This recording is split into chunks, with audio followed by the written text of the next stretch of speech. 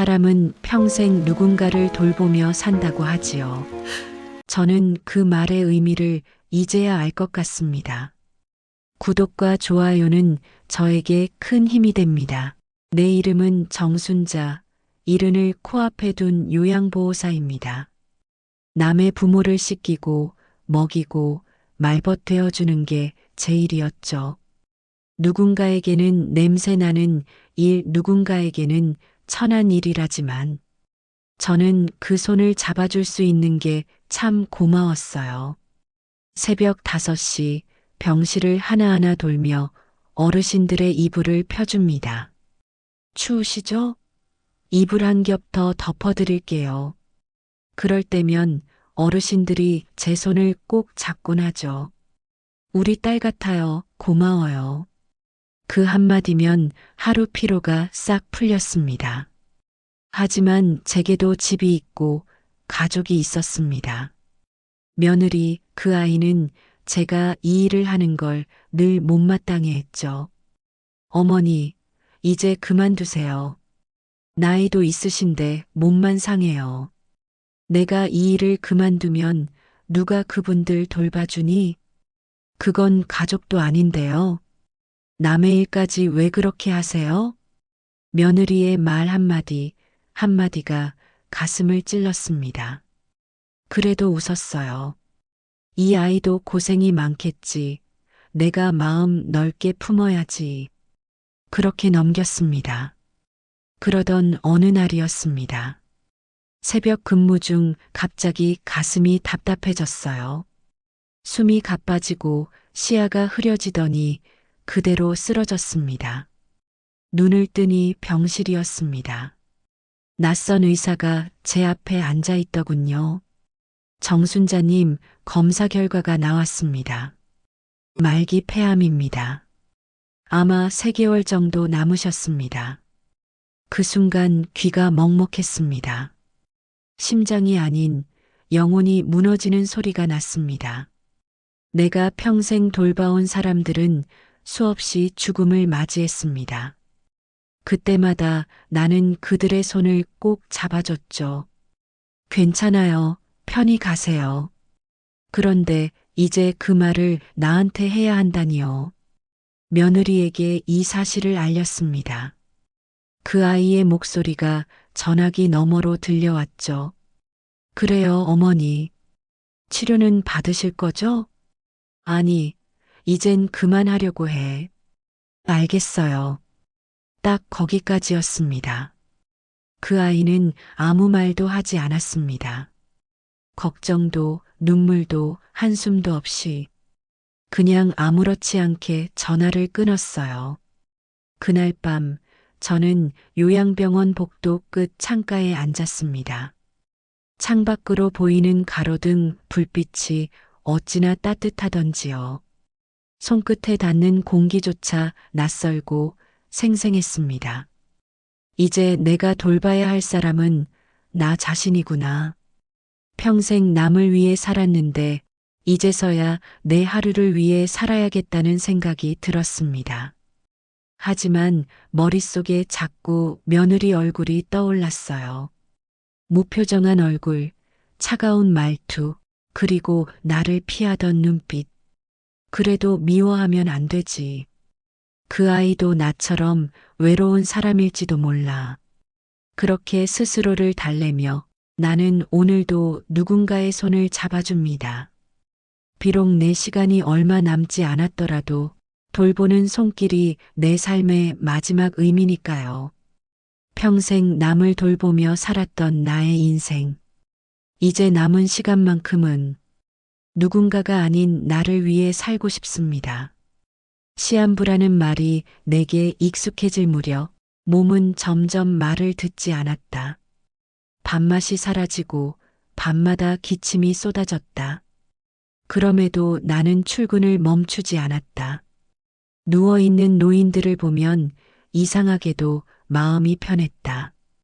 그들의 숨소리가 내 남은 시간을 대신 세워주는 것 같았다. 어느새 나는 돌보는 사람이 아니라 돌봄을 받는 사람이 되어가고 있었다. 그날 오후 병원 복도 끝에서 며느리의 목소리가 들렸다. 어머니, 이제 그만두세요. 이렇게까지 하실 필요 없어요. 그녀의 얼굴에는 걱정보다 피로가 묻어 있었다. 나는 미소 지으며 말했다. 괜찮아. 아직은 움직일 수 있으니까. 그 말에 며느리는 고개를 돌렸다.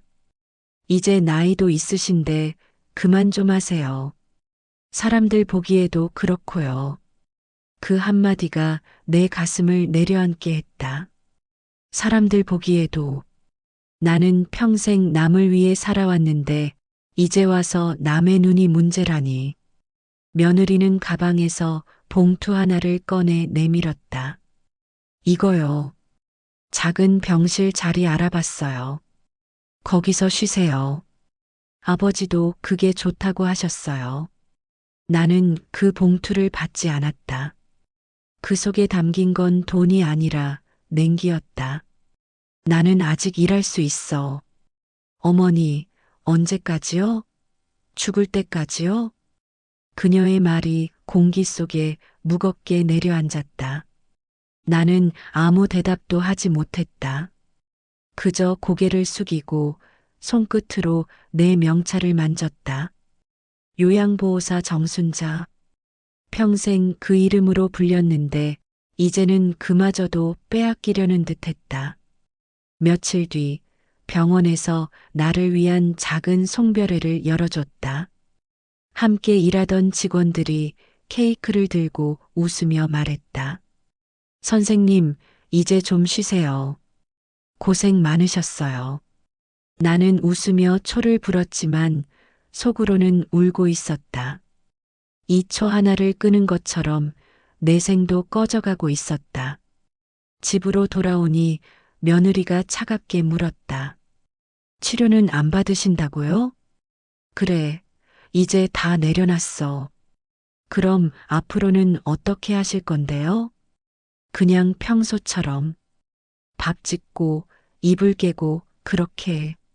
아프시잖아요. 누가 어머니를 돌봐요? 나는 천천히 미소 지었다. 나를? 이제 그런 사람은 없어. 그녀의 표정이 잠시 흔들렸다. 그러나 곧 담담한 목소리로 말했다. 그럼 알아서 하세요. 그 말이 문을 닫는 소리와 함께 끝났다. 남겨진 방 안엔 고요함만 남았다.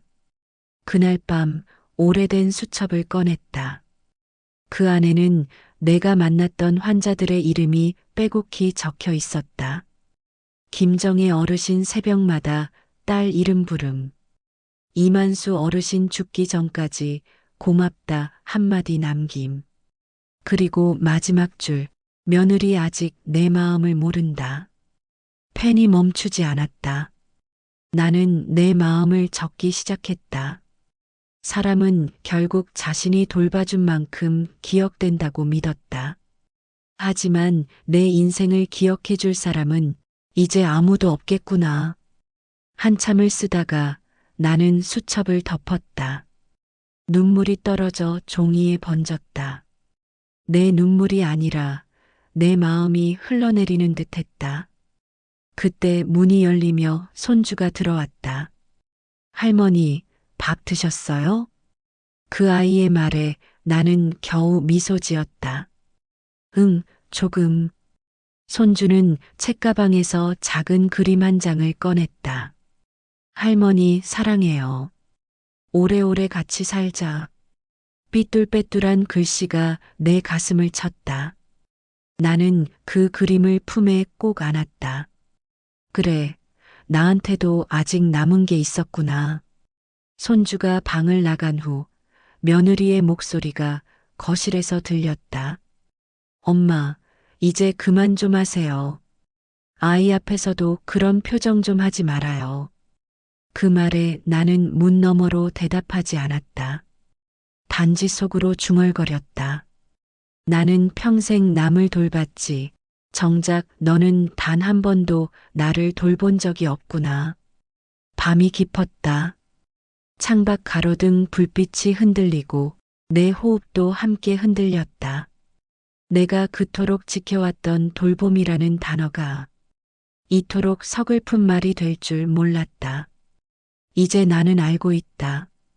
세상에서 가장 외로운 사람은 남을 돌보다가 자신을 잃어버린 사람이라는 걸. 며칠째 입맛이 사라졌다. 물 한 모금조차 삼키기 어려워졌다. 그런데도 나는 매일 부엌불을 켰다. 습관이었다. 평생 남의 밥을 차리던 사람의 본능이었다. 그날 아침 손주의 학교 가방을 챙기며 며느리가 말했다. 어머니, 제발 좀 쉬세요. 냄비 타는 냄새가 집에 가득해요. 그녀의 말투는 걱정보단 피곤함에 가까웠다. 나는 대답 대신 된장국 뚜껑을 열었다. 구수한 냄새가 퍼졌다. 얘야, 이 냄새가 좋잖니. 내가 제일 좋아하던 거야. 그녀는 짧게 한숨을 내쉬며 방으로 들어갔다. 그 뒷모습을 보며 나는 문득 생각했다. 저 아이 나 없이도 괜찮을까? 그날 오후 병원에 들렀을 때 의사는 고개를 저었다. 이제는 많이 퍼졌습니다. 통증 조절만 하시죠. 나는 조용히 고개를 끄덕였다. 이미 예감하고 있던 말이었다. 의사의 입술이 움직이는 동안 나는 그저 창밖의 낙엽을 바라봤다. 떨어지는 잎사귀 하나하나가 내 세포처럼 느껴졌다. 집으로 돌아오는 길, 버스 창문에 비친 내 얼굴은 너무나 낯설었다. 이 얼굴로 평생을 남을 돌봤구나. 주름마다 사연이 묻어 있었다. 하나하나가 내가 돌본 이들의 흔적 같았다. 저녁 무렵 나는 부엌에 다시 섰다. 손끝이 떨려 칼을 제대로 쥘 수 없었지만 그래도 마지막으로 밥을 차리고 싶었다. 된장국에 호박을 썰고 조기 한 마리를 구웠다. 그리고 며느리와 손주의 밥상을 정성스레 차렸다. 얘야, 밥 먹자. 식탁 위에 그릇을 놓는 내 손이 자꾸 흔들렸다. 손주는 반갑게 달려왔고 며느리는 조용히 자리에 앉았다. 이제 이런 거 하지 마세요. 그녀의 말에 나는 잠시 웃었다. 이게 내 마지막 밥상이 될지도 모르니까. 그 순간 며느리의 젓가락이 멈췄다. 어머니, 그런 말씀 좀 하지 마세요. 괜찮아. 나는 이제야 조금 알겠어. 뭐려? 사람이 누군가를 돌보는 일은 결국 자기 마음을 돌보는 일이었더라. 그녀는 아무 말이 없었다. 식탁 위 시계 초침만 들렸다. 나는 젓가락을 내려놓고 조용히 말했다. 나는 내가 미웠다. 하지만 내가 내 아들을 사랑해준 것만으로도 고마웠어. 그녀의 눈가가 미세하게 흔들렸다. 어머니, 너도 이제 알겠지? 사람은 마음이 다치면 몸도 병이 든단다. 그 말에 며느리는 처음으로 고개를 숙였다. 죄송해요. 그땐 제가 너무 어렸어요. 순간 마음속 깊은 응어리가 조금 풀리는 듯 했다. 나는 웃으며 된장국을 한 숟갈 떴다. 그러나 입안 가득 흙맛이 났다. 아, 이제 정말 시간이 얼마 남지 않았구나. 식사가 끝나고 손주는 내 무릎에 기대어 잠들었다. 그 아이의 온기가 가슴 깊이 스며들었다. 며느리는 조심스럽게 말했다. 어머니, 내일 병원 가요. 검사라도 받아요. 됐다. 나는 여기 있을래. 이 집에서 내가 만든 냄새 속에서. 그녀는 아무 말 없이 고개를 끄덕였다. 그제야 나는 며느리의 눈가에 맺힌 눈물을 보았다. 그 눈물이 내 오랜 서운함을 조금씩 덮어주고 있었다. 밤이 깊었다. 손주의 이마에 입을 맞추고 나는 천천히 방으로 향했다. 불을 끄려다 잠시 멈춰섰다. 식탁 위에는 내가 남긴 메모 한 장이 있었다. 나 정순자 평생 남을 돌보며 살았지만 오늘은 나를 위해 밥을 지었습니다. 내 냄비 속에는 미움도 서운함도 다 끓여냈습니다. 창문 밖으로 바람이 불었다. 커튼이 흔들리고 어딘가에서 그릇이 부딪히는 소리가 났다. 나는 조용히 속삭였다. 이제 됐어. 오늘은 나를 돌보는 날이니까. 그날 밤 나는 한참 동안 눈을 감지 못했다.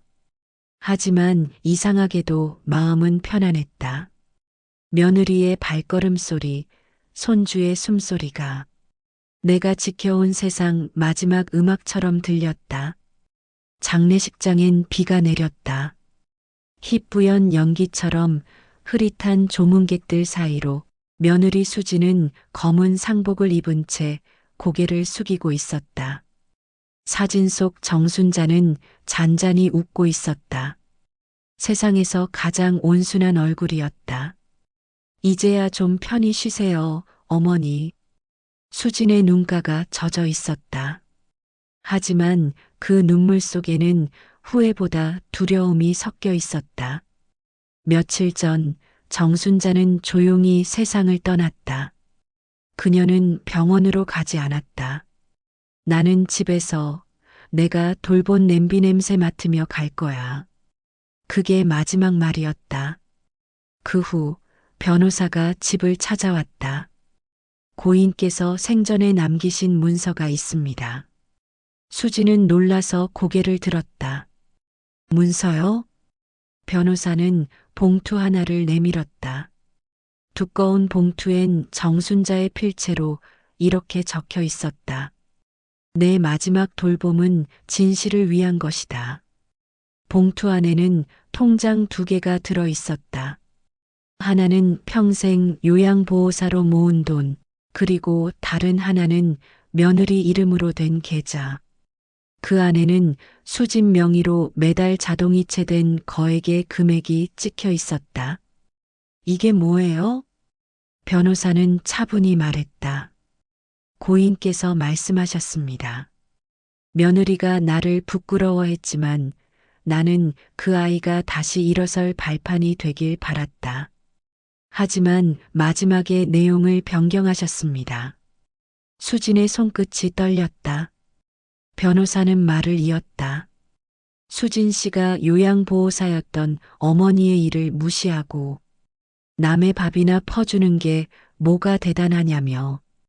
폭언을 한 날 이후 고인은 유언장을 수정하셨습니다. 수지는 숨이 막혔다. 그날 정순자가 조용히 설거지를 하던 그날 그녀는 자신의 목소리로 정순자를 무너뜨렸다.